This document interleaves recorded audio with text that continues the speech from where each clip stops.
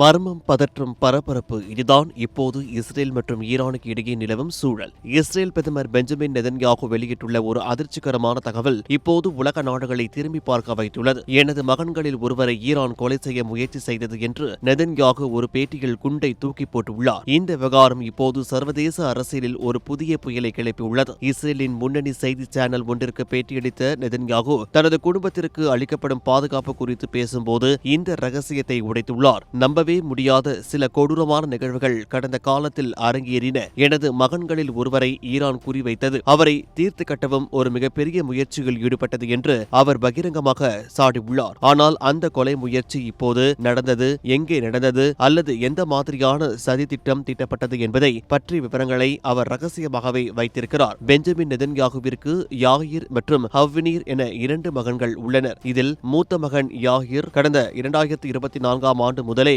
அமெரிக்காவின் மியாமியில் வசித்து வருகிறார். அவருக்கு இஸ்ரேலின் மிக உயரிய பாதுகாப்பு அமைப்பான ஷின் பெட் பலத்த பாதுகாப்பு அளித்து வருகிறது. ஃபுல் மூன் சேல் காலை 9 மணியிலிருந்து இரவு 12 மணி வரை ஆகஸ்ட் 27 ஒரு நாள் மட்டும்.